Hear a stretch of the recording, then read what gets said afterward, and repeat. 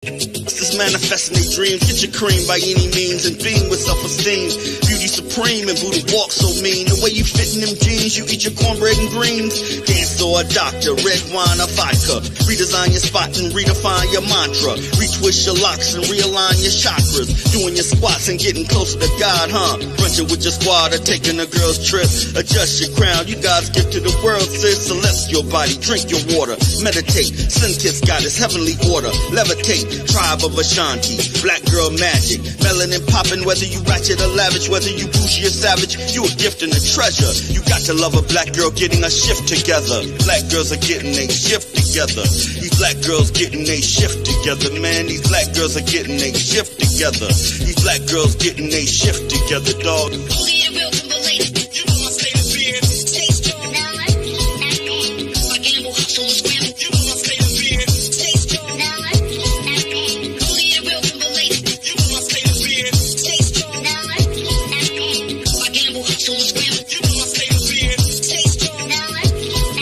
When God made you, boo, you know he showed out. Mahogany enchantress, blessings overflow now. Picture of success, seductive silhouettes on a spiritual quest. Manifest and be blessed. Mother, sister, auntie, tribe of Ashanti. Rocking your locks, I got a close crop blondie. The curse and the gift, uplift, apply pressure. Nothing like a black girl getting a shift together. Nothing like a black girl getting a shift together. Nothing like a black girl getting a shift together. Black girls are getting a shift together. Black girls are getting a shift together, man. These black girls are getting a shift together, man. These black girls are getting a shift together.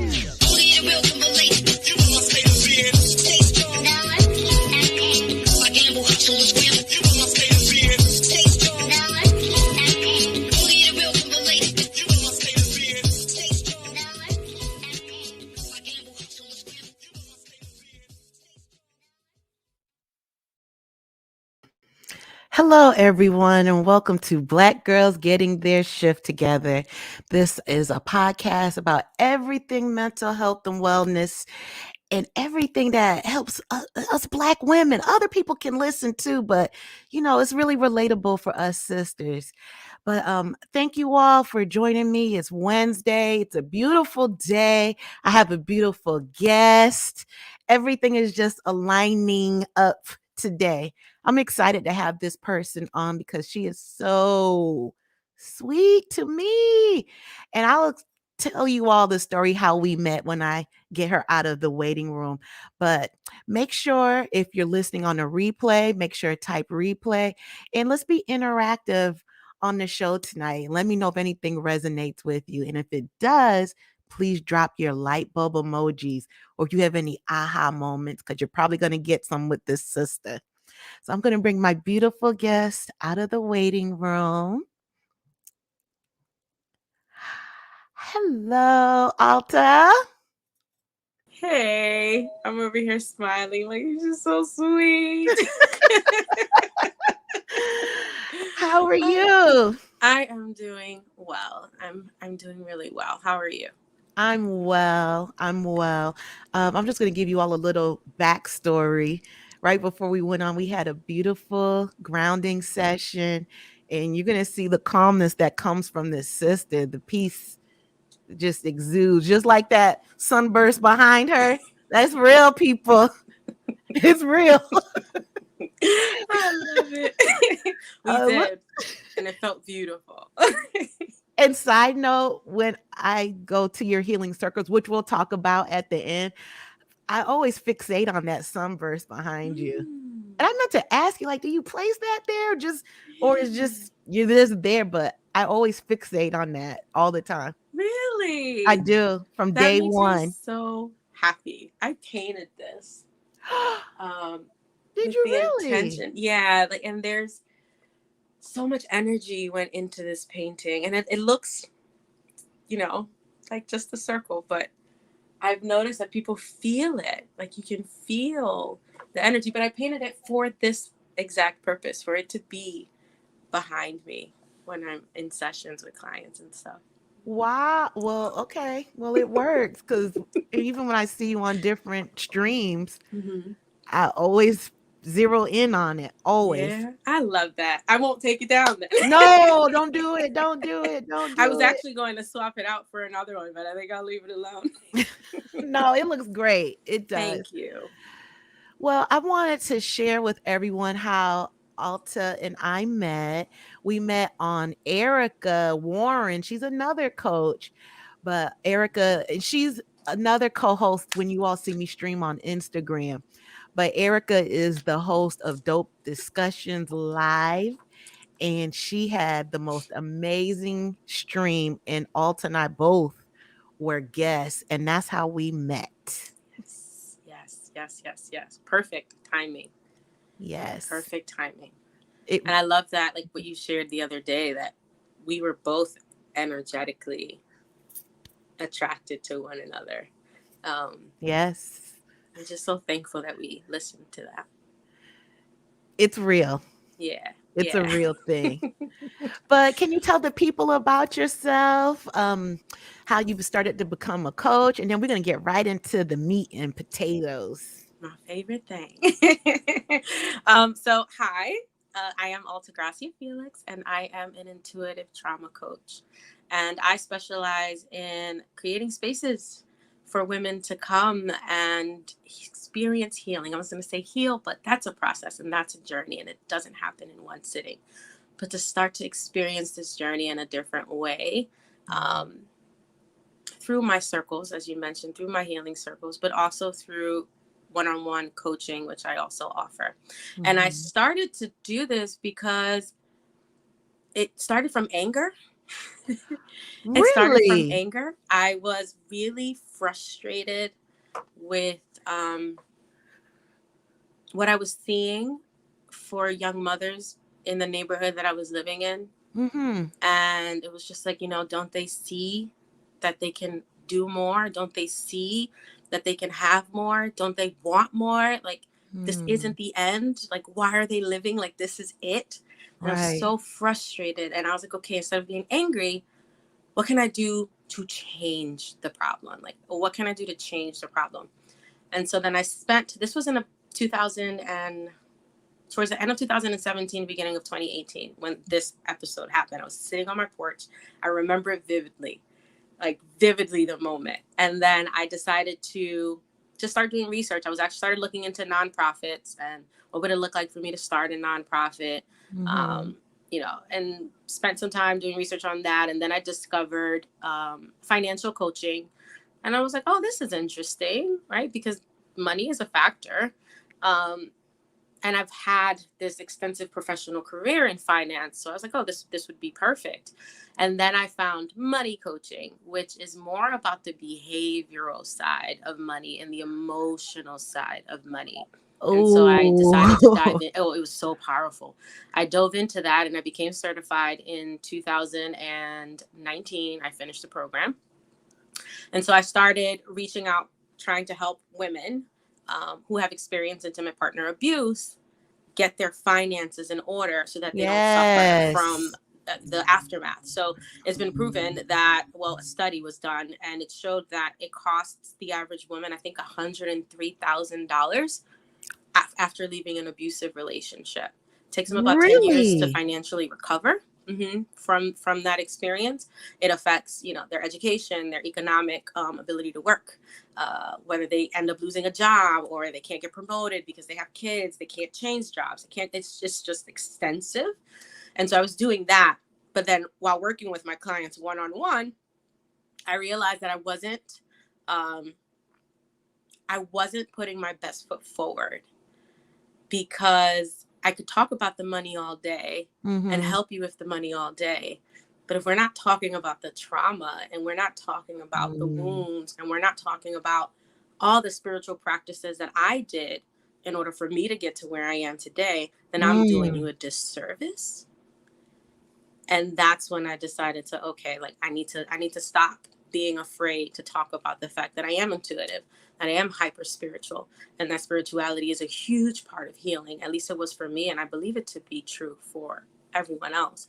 And that's how I moved from it all starting from anger to this space of how can I really authentically serve so that the Ooh. women in front of me experience the level of healing that I've been so grateful to have in my life. Wow. Wow. That is a story. So I knew that you were a money coach, but I didn't know it went that deep. Mm-hmm. That's interesting. Mm-hmm. Money coaching is amazing.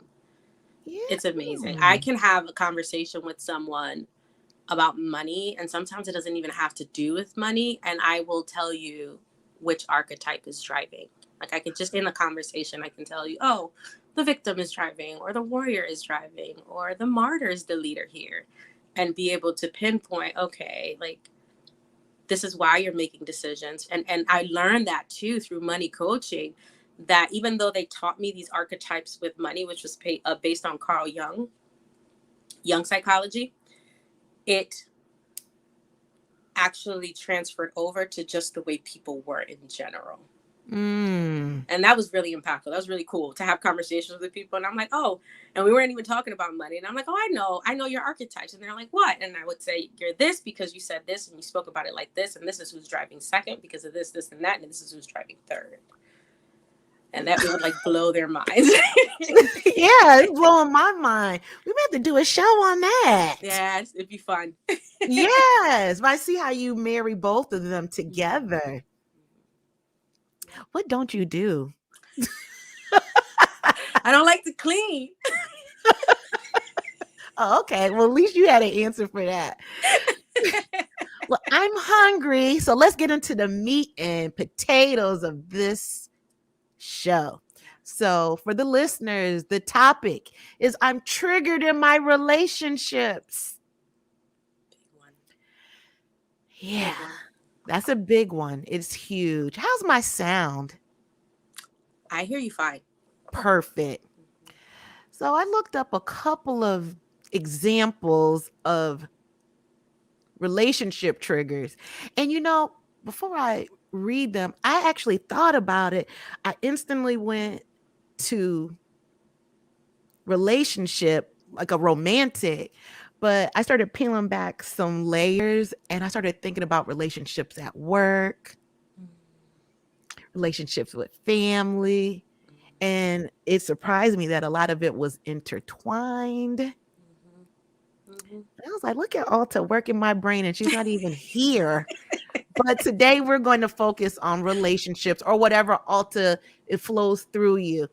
But does this sound familiar with the relationship trigger when you have an issue with trust or fear about your partner's exes, or if you're emotionally withdrawn from the relationship, or you've been cheated on in the past? Do Yeah. you while out in Yep. relationships? All of that. All of that. All of that. All of that is true. I can like check all the boxes personally. So for you, what is considered a trigger response in a relationship? On top of everything you shared, over pleasing.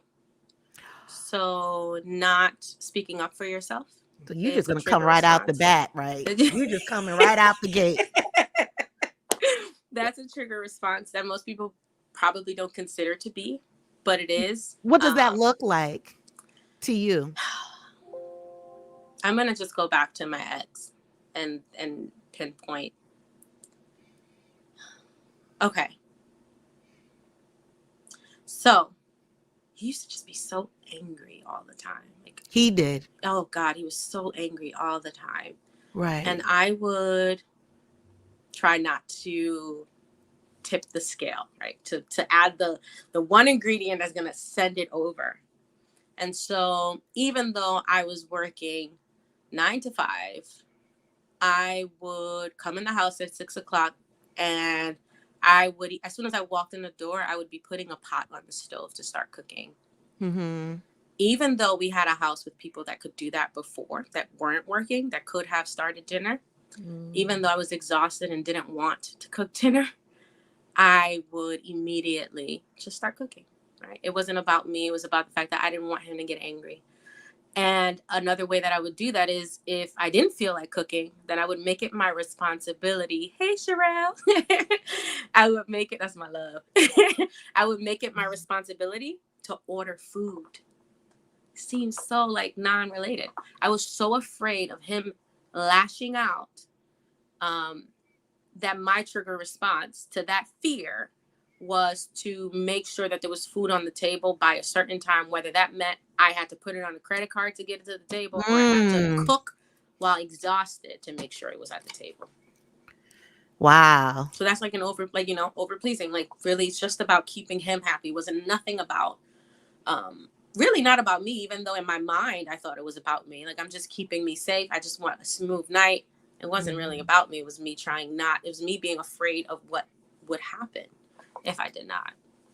It's funny because that sounds very relatable. It didn't look like cooking dinner, but it's very relatable on my end. And I believe when you practice that so much that's how you lose yourself in relationships. Absolutely. Yeah. Absolutely. And that's just, it becomes a thing that you do with everything. It's not like dinner is just an example. I didn't go see my family as much as I would have liked. Cheryl's like, turn your camera. Let me see. Sorry, guys. No worries. I'm going to do this. Hey, okay. She said, so happy I caught it. All right. Erica said, hello. Yeah. Hey, ladies. You see more of my file organizing things here. But even though like it translated to so many things, to so many other things, and it wasn't just food. Like it was, like I was saying, me not going to see my family, me not going back to school like I wanted to. Like it just became, like you said, you lose yourself. You do lose yourself when you start to live in these trigger responses. And this is a more mild one, trigger response as a norm. Becomes a way of being. Yeah, it truly becomes a lifestyle, a toxic lifestyle. Yeah. Any other examples of what it could look like to you? A trigger response in a relationship. Now I'm going to talk about my healthy relationship that I'm in now. Let's hear it.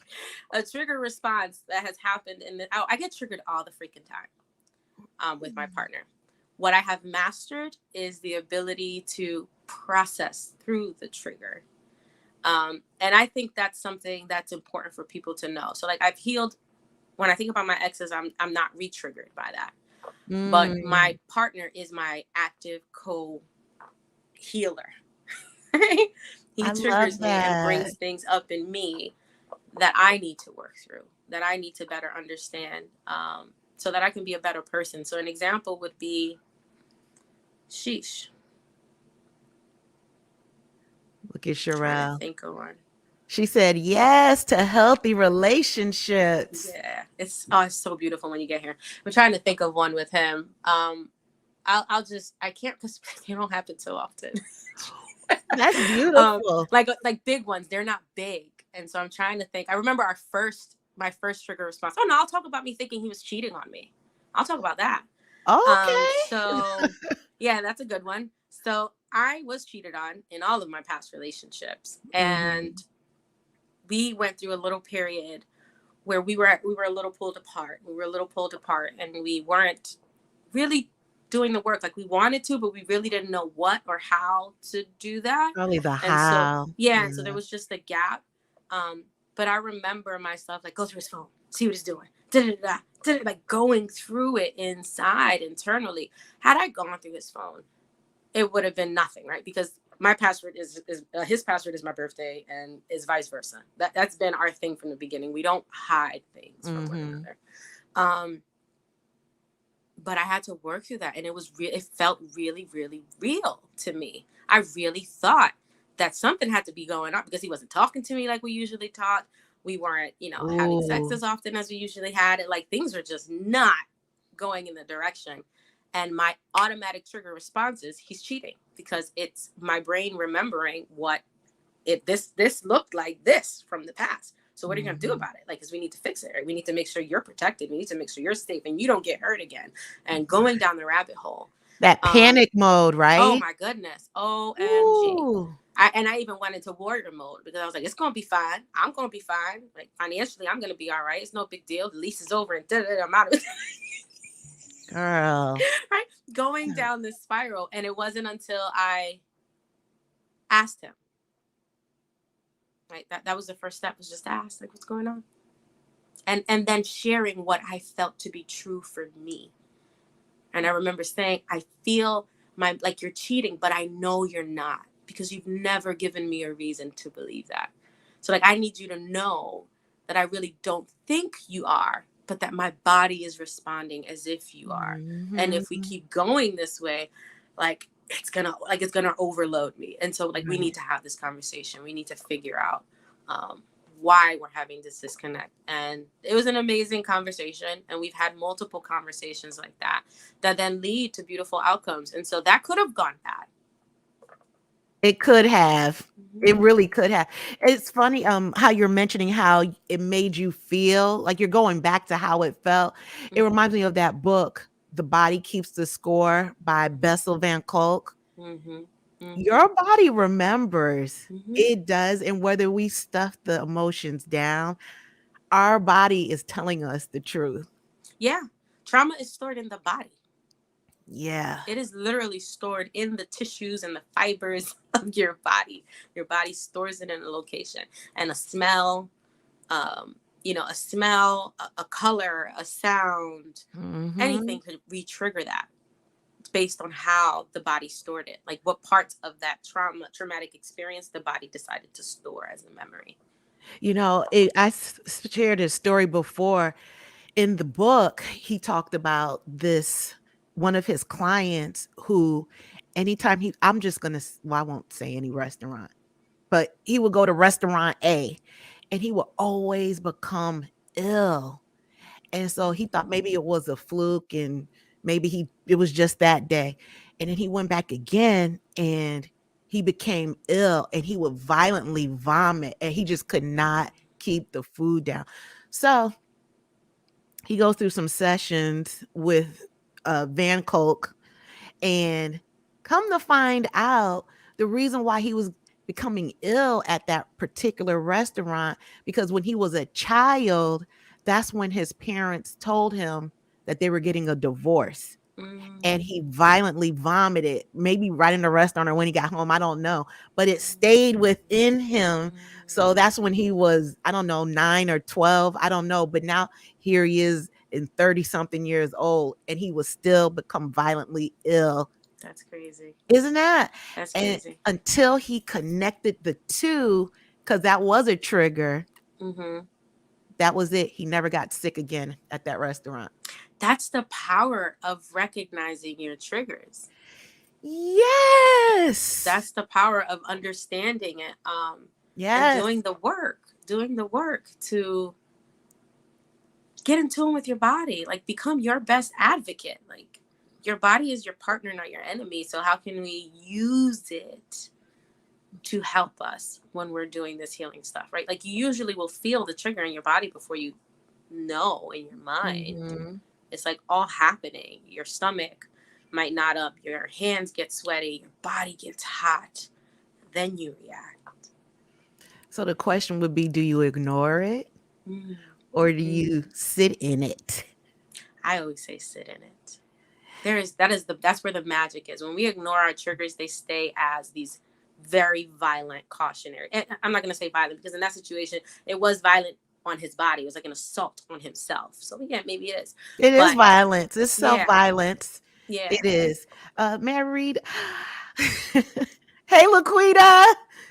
You need to check out her channel. I know you haven't heard of her, but it's Blind Guy, his wife, and their life. I love that. Isn't it? And her husband really is blind, but they have the coolest talk. Yeah, I like, because of my work schedule. His wife and their life. I love that. It's like watching a TV show, but I see people that look like us. It's really cool. I'm gonna have to check them out. Yeah, you need to. She said trauma is deep rooted, but these restaurants be suspect. That too. That's why he went twice and 3 times. Like maybe it was just that day. Oh my God. Okay, and one more. Let's see. Sherelle said, laugh my butt off. Alta loves sitting in the feelings. I run. No, That is Sherelle. so true. That is so true. I absolutely love sitting in the Sherelle. It's like, I don't want it. I I used don't to want it. But a it's a runner. process. It's a skill. It's something you learn over time. It feels really uncomfortable in the beginning. I think what makes it even more uncomfortable for me in the beginning was the fact that like turning it around and putting it on yourself. You're basically saying something needs to be fixed within me. Like there's something I need to look at within me. And that is uncomfortable. So let me ask you a question. I'm going to put up this infographic. And since we have some people in the chat, I really want to hear you all's response to this. And I want you all to choose one. Alta, I want you to choose one also. Okay. So the question is, how do you all react when you're being triggered? Whether you know you're triggered or not, you may not use that word, but your body or actions show that you are triggered. So do you lash out? That's that upper left-hand corner box. Let me take this off. Excuse me. Do you ignore it? That's that upper right picture. Or do you play the blame game and you're pointing at somebody else but not yourself? And then the lower left picture is everything's all right. Just ignore it and put your mask on. Yeah, I can relate to all of those. Any look familiar to you? For me, I'm like, none of them. But if I had to pick one, I would say the first one. Ah, okay. Interesting. I've experienced all four. I'm very fluid with that. I'm not proud of it, but I've experienced that as well. For me, anger is definitely one of them. Acting like it didn't happen is absolutely not one of them for me. The second one, what you said, is like ignoring it, right? Is that the second one, ignoring it? Yes. I can say maybe a little bit of that. What are the audience people saying? What are they picking? Let's see. We have well, Sherelle says none for me either. I get quiet and go within. Well, that would be the same as the upper right corner picture. You know, the withdrawal. Yeah, okay. I think for me, like what I tend to do is embody it. Then or now? In the moment. Ooh. Now. Back then, it was absolutely anger. But now what I do is, and I think that's why I was like, none. Did you read her comment? Oh, shit. I am high-fiving that one. Can I do it too? Oh, Lord.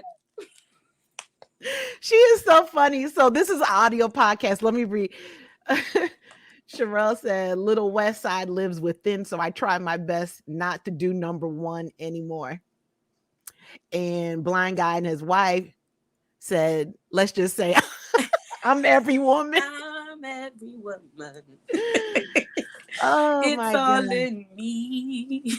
Anything you want from me. I can take it. Yeah. I think anger was absolutely my first one. Oh, I've done some things in my days, boy. Yeah, I will not put that on this podcast because I can. Whoa. Oh, I've done some things. Yeah, but can we revisit what you said as well as Sherelle said about sitting in it? What does that look like? Because I believe that's the crux. That's a turning point where growth starts. Oh my God. I think it looks, fundamentally, it looks the same. The experience, not so much.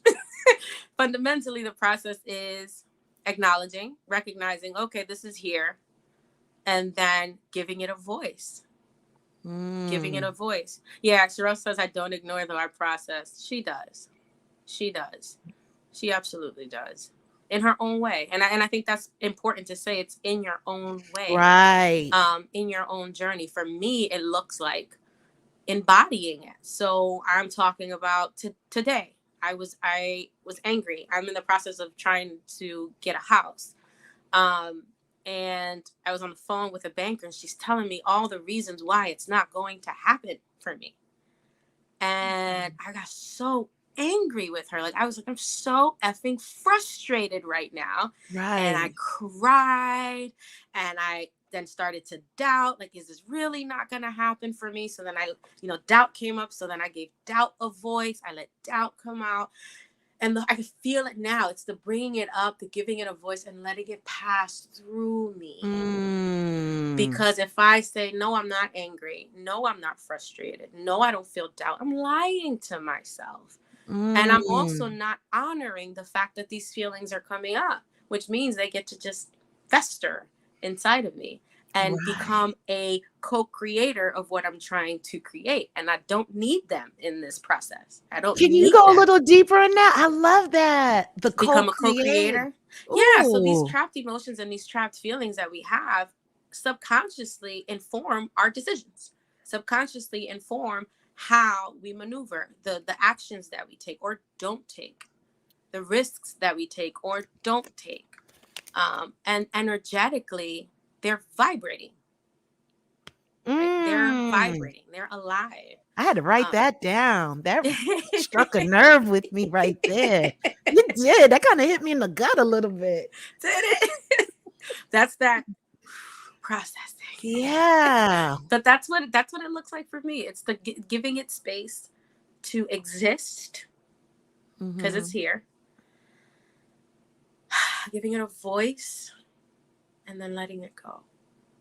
Right. At the end of that, it was like, okay, like this is what this person is telling me. And what she said didn't feel good. But it's just not possible with her. It doesn't mean it's not possible somewhere else. And 2 hours later, I had a conversation that, so I have a day job that I'm going to be getting a promotion. So congratulations. Look at the universe and God, like I'm over here crying, like, but allowing it to pass through and not holding on, not sitting over there like, oh my God, it's not going to happen for me. I did that for like maybe 10 minutes of crying and anger and doubt and just processing. Right. And then when I was done, I let it go and I got back to doing what I needed to do. And the universe comes around like, we got you. Yes. We got you. So would you agree that when people are triggered in relationships that more than likely it happened from an event, not really the event that's happening present, but something from back? Oftentimes, yes. Yeah. And I think it's the preface to this is first knowing that you're actually in a relationship that's safe and that's healthy and you have a supportive partner. When you know this to be true of the person that sits across from you, then that gives you the space to be able to say, okay, how I'm reacting and the way that I'm responding is not a real reflection of the person who's actually sitting across from me. You know, that person doesn't deserve for me to respond and react in this way because they've never, that's not what this is about. So I'm going to take this as an opportunity to go do the work. So yes, if you're in a safe, supportive relationship, a trigger is absolutely most likely has nothing to do with your partner. I love that. I love that. Before I went to therapy, I would be triggered, but little did I know that it was a trigger from emotional abandonment growing up. But I never knew that because I had a house, never missed a meal. And it's funny that I have had some relationships where my partner was emotionally distant, but it felt comfortable. It wasn't right for me, wasn't my fit, but it was comfortable. So I navigated to what was comfortable, and that was feeling emotionally unsafe in a relationship. That's powerful. That realization is powerful. Yeah. And I think you just touched on a gray area. A gray area, because I said where you feel safe, secure, and supported. And in this unhealthy, emotionally unavailable relationship, you felt safe, secure, and supported. It was your norm. Right? Yet it wasn't the environment in which you could actually heal. No. And so I guess a preface to even what I shared is getting clear about what you want. I love it. I think if you get clear about what you want, then you can pick someone that embodies that energy, embodies that vision and that character. My partner was not my type when I met him. Really? I absolutely did not think we would ever be in a relationship because he was not my type. We were friends. We were really, really good friends. We became really, really good friends. And then love was born from that. Wow. And yeah. And so I knew him. You know, like I knew him. I didn't know the guy that was trying to get me. I knew him, the guy that was sitting across from me. I know about his past, his transgressions, you know, things he loves, things he hates. Like I knew him as a friend. We were friends, genuine freaking friends. And I think that was an amazing gift. So I guess, yeah, the preface to being able to say that the person across from you is not really triggering you and it's from a past event is first knowing what you want. Second, having a partner that is in alignment with what you want for your future, that is supportive, that holds a safe space, that honors you, and then you can make that decision. I love how we just did that because I answered and you sharing your story. It's just like, okay, well, no, because that fits here, but it's not right. Let's pull that apart a little more. I'm going to pull up that infographic that I sent you. Yes. I love that infographic. I felt your spirit through it. I swear, because based on our conversation we had, and it literally came to me. I said, "Ooh." So I'm going to share it with the listeners. And then again, I would love to hear your feedback. And if you feel safe enough to type in the comments what resonates with you. There's 4 categories of being triggered. So let's see. Here it is. And I'll read some out loud since it is an audio podcast as well. So you can either fight, flight, freeze, or fawn.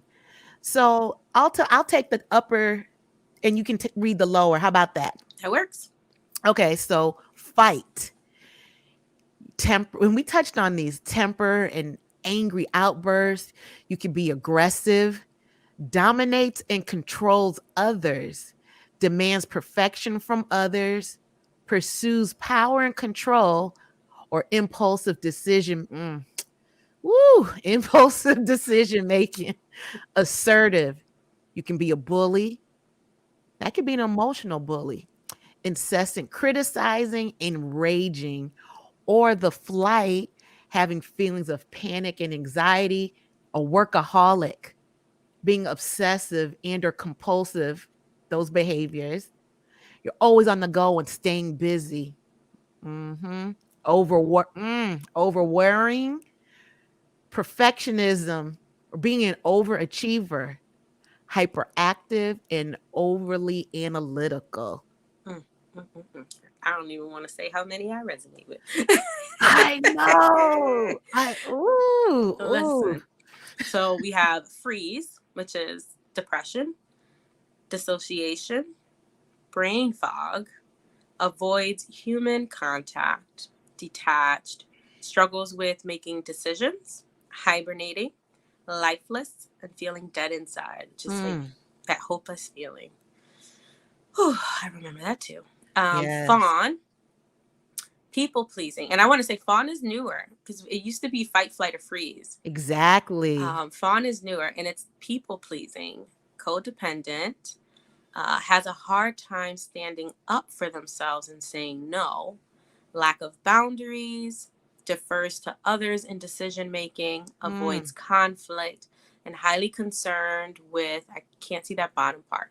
I can't either, All good. but we're fine on that. All good. Yeah, that is something else. Again, I'm fluid. I can see myself in all 4. Yeah. Yeah, I can.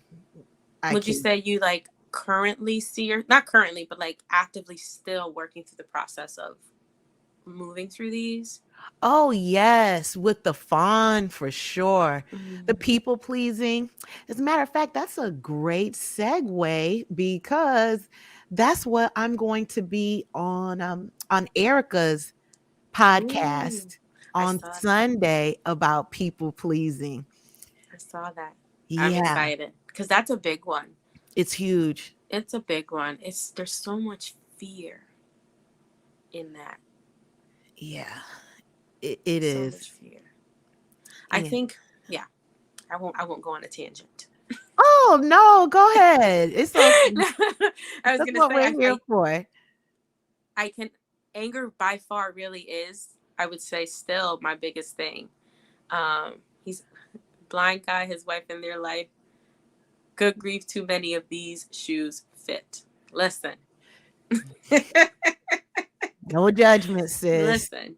Right now for me, anger, yeah, I would still say anger. Anger, I used to not have any control. I had to take anger management classes. Mm, Best gift I ever got. Because up until that point, and it wasn't even the whole thing. It was the one thing that the facilitator said that clicked in my brain and allowed me to see it differently.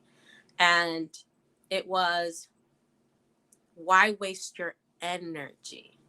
Because you didn't like this person before you fought, and you're still not going to like this person after you fight. That's such a waste of energy. wow. And that hit me so hard. And that was it. That was it. From that day forward, you could stare me down all you wanted, and I would just shake my booty a little harder for you to see. I was not into it. And I used to say, you're upset. That's your problem. You deal with that. Mm. Like, How they say you that's deal a with that. you problem. Right. Yeah, that has nothing to do with me. That's your problem. And that, I think from that point on, the only fights I got into were with my abusers, but not with other people anymore. So anger by far, and it still is. Anger still is, and I like to like anger is a second emotion, right? Like it's not the first emotion. Anger is the second emotion. So Mhm. it's the feeling of something else, and then anger stepping in as the response. For me, my natural then protector is this anger.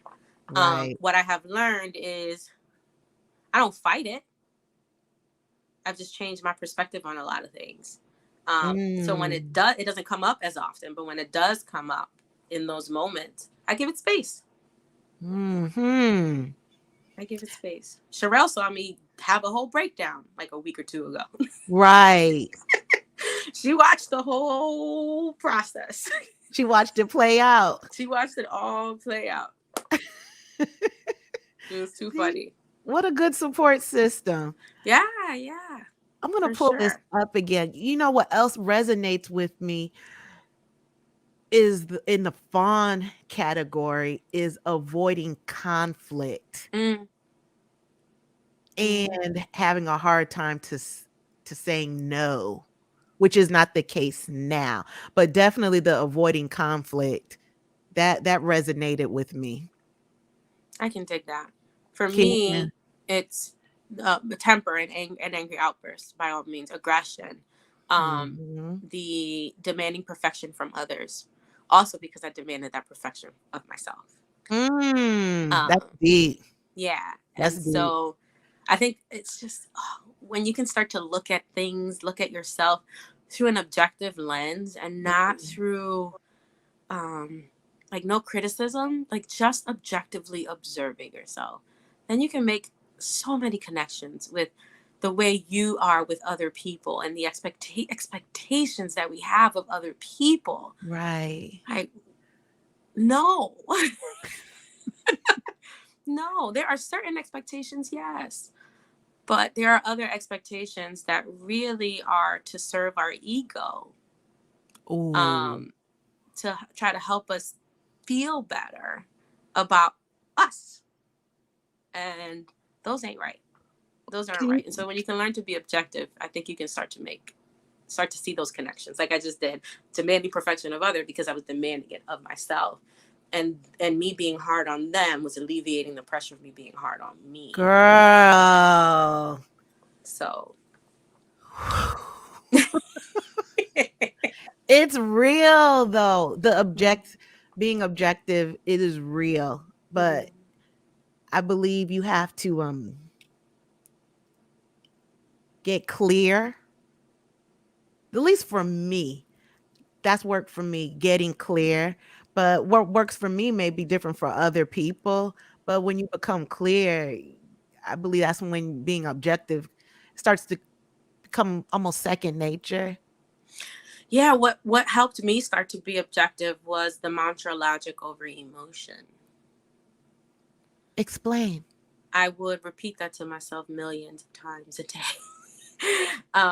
Because my emotion was unstable.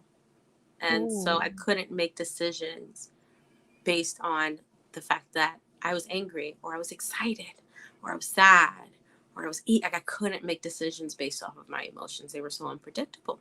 I was in trauma Mm. recovery, like I was healing. My mind, on the other hand, my logic, I could use that. I could ask myself, is this actually a logical decision?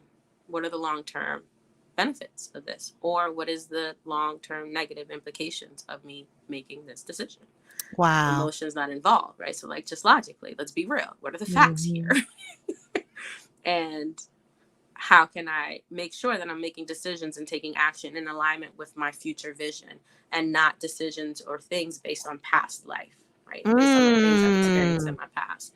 And I think that's a big thing. Like That's some good that's what stuff. started to help me develop that objectivity, Right. of being able to just look at things for what they are and not make it so much about me. Things are just what they are. That sounds like being observant. Yeah. Hmm. So you've given different tips. What if someone wants to try it and learn when they're being triggered or be observant with it? What is one small thing, even if it's tiny like a mustard seed, what is something that they can do to at least get them on that path? I have a workbook you can download that is Eh. called Honor Your Triggers. But if there's one thing I can give them is breathe. Yes. Breathe. When you feel your because it triggers your body's responding, and usually it's an overwhelm, right? An overwhelm of emotions. I mean, even people pleasing is an overwhelm. It's an overwhelm of like, oh my God, I did that, and then it's like, okay, right? Exactly. And so, if you can breathe, if you Mm. can get yourself to take a nice deep breath, not just a like a do that a couple of times, you can just start to create space Mhm. between the trigger and your reaction. I think that's where you start. It's not about avoiding the trigger, and it may not even be about working through the trigger, but it's about creating space so that you can recognize the trigger, Right. recognize what's happening, recognize what's going on. And it'll take time for you to then go to the next step of not, and I think I said that on Erica's podcast, was not giving in to it. That's going to take time, right? For first, it's just recognize.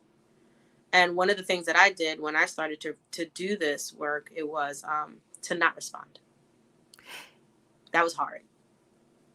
Yes. You know what? And that was something for me, not responding at that moment, but I was extremely reactionary Mm-hmm. and not responsive or not responsive enough, Mm. or it was a lot. Yeah, it is. And I think at the center of all of it is, if you're single or if you're with a partner, effective communication, because you need to know how to communicate with yourself. It's not just about talking to other people. It's about learning to talk with yourself. Like, we don't put enough emphasis on talking to yourself. It's like, oh, you crazy. Talk. No, crazy people don't talk to themselves. They think they're talking to other people. That's just an umbrella Say thing it. out there. Okay. You can talk to yourself. What is the saying that crazy people don't think they're crazy and sane people know that they're crazy? Have you heard that? Crazy people don't know that they're crazy. Sane people know that they're crazy. We are all crazy. We are all crazy by nature. I believe that. But talking with yourself, actually with compassion, with love. And if you can't do that, then talk to yourself as if you were a friend talking to yourself. Or talk to Yes. yourself as if you were talking to a friend and trying to give them empathy. That's very key. I didn't get that at first when I first heard it a few years ago, but I get it, and it does help, and I'm actively working on it. It's a process.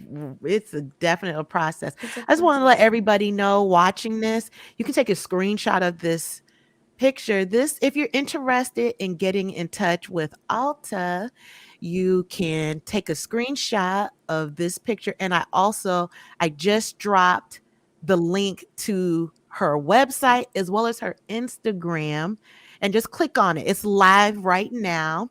Just click on the link and follow her. Follow her, get on her newsletter, and just, she has a lot of great information. She's a beautiful soul. Thank Beautiful you. soul to me. Thank you. I Yeah. so appreciate you. Oh, I appreciate do. you too. I'm I gonna do. bite your cheeks, Alta. Hey, Chunky, they've been that way forever. Oh, wait, let me read this. Oh, Laquita is so cool. She said Alta gives these experience-based solutions that are so insightful. It's helpful to hear how she has used various methods to manage and balance and ground herself. Light bulb emojis. That just warmed me up. Yeah. Thank you. I'm That's, glad that it's been resonating with you. And yes. with people. It's So really go ahead. it's really what? Listen, it's really beautiful. It's Mhm. really beautiful when it's an affirmation for me and one that I'm very, very grateful for. Yes. That it shows. Oh, this is spirit talking. As we're talking right now, my email just popped up and it was from Alta, Huh? but not you. It's a tennis Oh, association, but it's called Alta. oh. So I look, I'm like, why is Alta emailing? But that's spirit. Listen, it's like, say it again. It's so beautiful because even though, like healing is a journey, Yeah. honoring our triggers is a part of that journey. There's so many lessons in our life's experiences if we could Mm. just seek the medicine out. If we can change our relationship to those traumatic experiences. And it Mm. doesn't mean that they weren't traumatic. It just means that you get to say, okay, that was the bad stuff. What are the good things? Because from this day forward, when I think about that memory, I want to think about the good things that I got from that experience. Mm. Right? I want to change that. And I feel like triggers are the beginning of you being able to do that, because a trigger lets you know, hey, there's a wound here. I'm this child. And I like to depict it in that way, either a child or sometimes I talk about it like a cut. If you have a cut, I'm going to give that one. If you have a cut on your hand, Yeah. and somebody's poking it hurts because the cut is there. It's letting Right. you know, hey, there's a cut here. Sometimes you cut yourself and you don't see it, and you go and start seasoning your meat and then it burns. That's a Mm-hmm. trigger, right? Like, that's a trigger. It's like, hey, I'm Facts. here. And so if we can look at our triggers like that as indicators, as beacons, as supporters for us on this journey, and for you to be able to say, okay, I might need to cut this back open. Like, it looks like it's healed, but clearly it's not. I may need to cut this Right. back open so Get that I up can in gut there. out of it what is festering, what is rotting, what is spoiling. Clean it out. And does that process feel good? Absolutely not. It hurts Mm-mm. like hell. But if you don't do that, then it just gets worse and worse, and it rots and it rots. And then on the surface, it looks like it's all good, but on the inside, it's not. And so your trigger is your go here, open that up, clean that out, and now fill it back in with love, fill it back in with compassion, fill it back in with gratitude and all these amazing things. And now stitch it up and now let it heal. Yeah. And so that's where the being patient with yourself part comes in. Yeah. When you don't clean it out, that's the cycle of the repeated relationships. In order for you to change your anything, it starts within you. Because if you stay the same, you're not going to create something different. You have to change. Do the IG with the at R2E coach. I need to delete that Instagram. Well, let's delete that right there. I need to delete that one.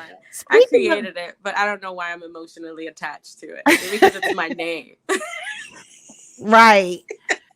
Well, speaking of that, before we get off, you mind telling everybody about your coaching in the healing circles? Yes. That I've been honored and I've been honored to be invited and blessed to have experienced being in one of Alta's healing circles. So good for the soul. Oh, thank you. I'm just sitting here admiring you. Admiring you share that. So I have monthly healing circles for women. And it's I'm trying to find a way to describe it, but I like to say it's the fight against the patriarchy. But it's deeper. It's the reclaiming of our authenticity. It's the being with our emotions and the uncomfortableness and the safety that you get from being in this space of being in a circle of other women that are here with you. No one's judging you. Like everyone's in there just pouring love into the other person, pouring love into themselves and being really real. And I think that's what I love about it the most. It is such a real and beautiful space. But they're monthly healing circles. They happen once a month and it's a membership program. And the reason it's a membership is because I want you to commit to the process. If you come to one circle, it's amazing. You're going to feel it. It's a beautiful, beautiful space to be in. It's as much for me as it is for the women that step in. But when you say, I want to go deeper, I want to continue to be held accountable.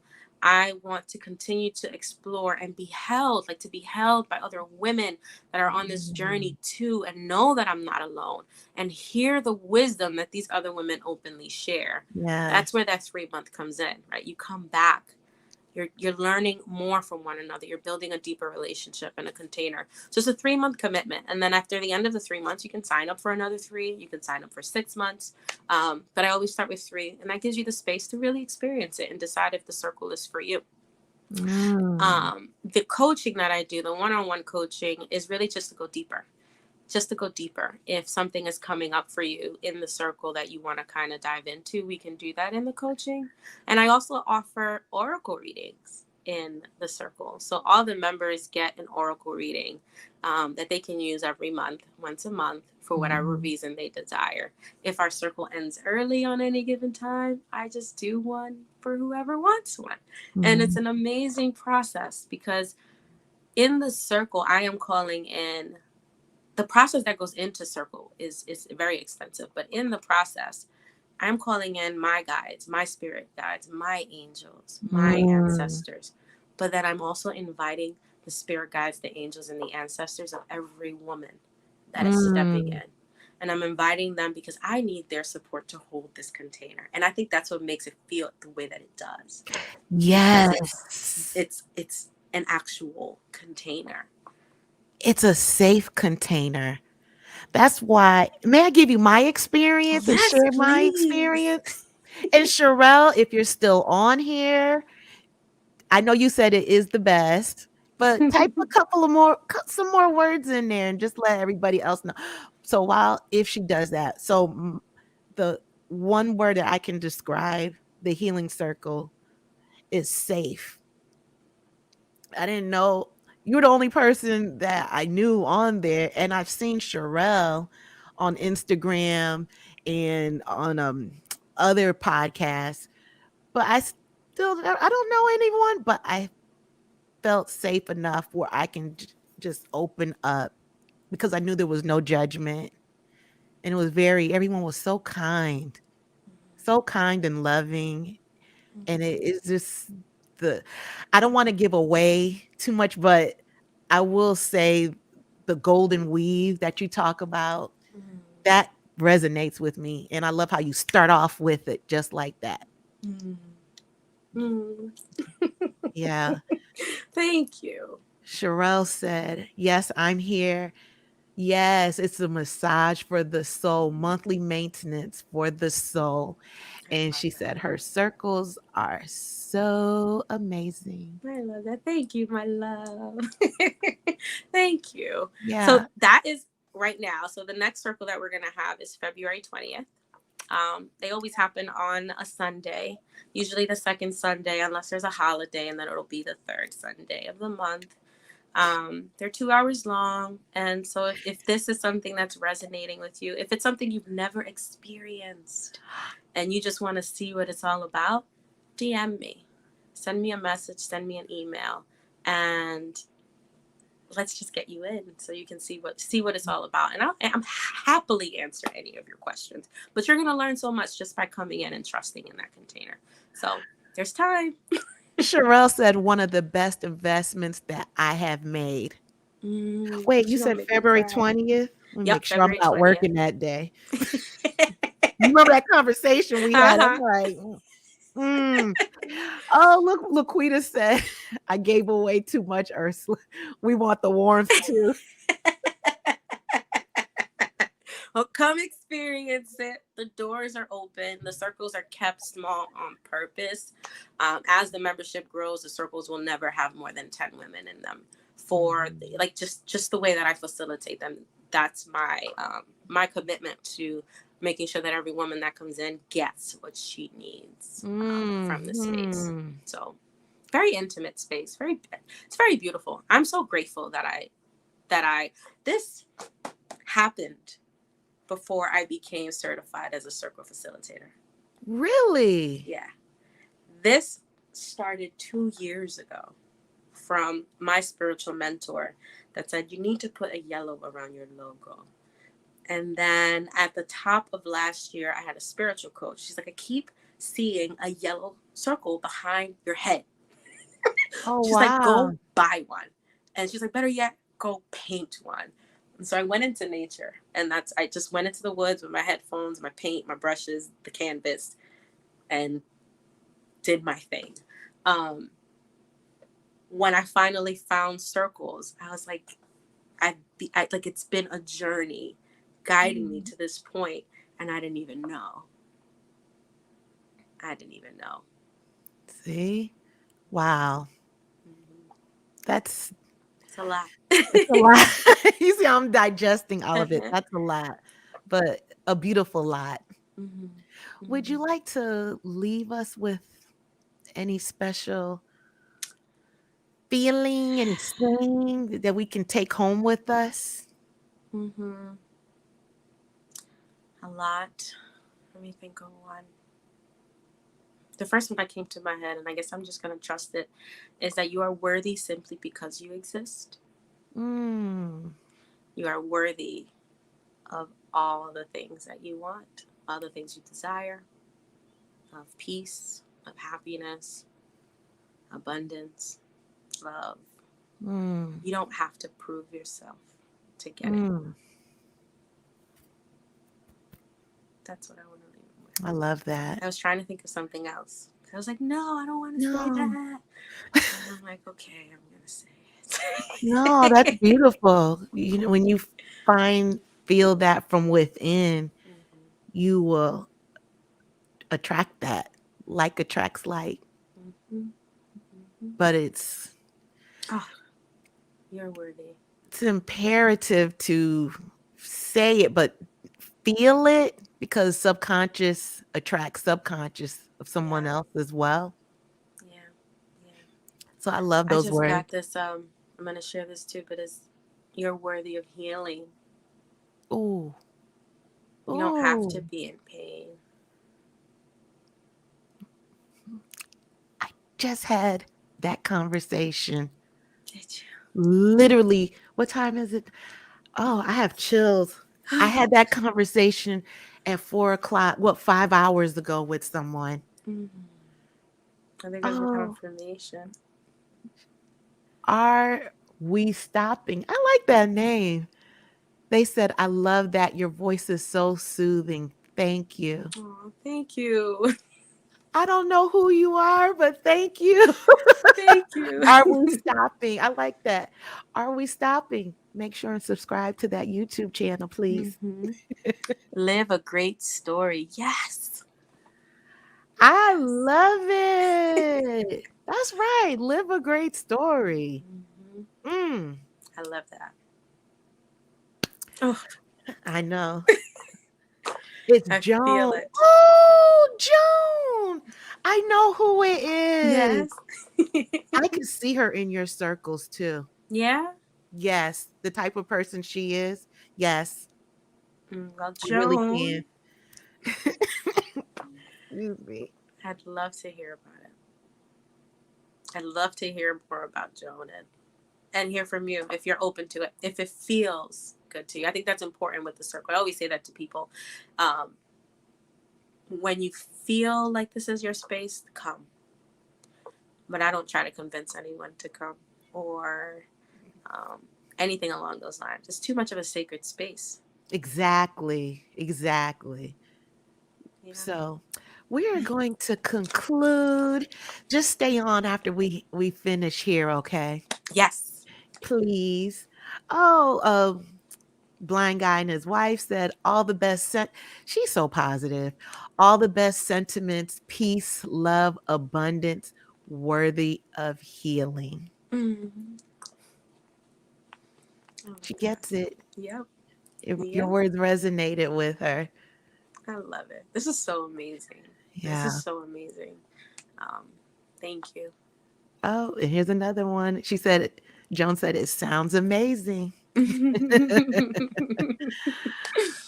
going to look out for you. I know, right? Yeah, Joan I always liked her. She's really, she's good people. Very loving and special. I think you're an awesome human, so I trust your judgment. I think you're a smart woman. No. I too. Yeah. No, all our sisters in the circle miss you. They've been like, "Where's Ursula? Really? Where's Ursula?" Sherelle was like, "Tell her we're asking about her." I was like, "I will."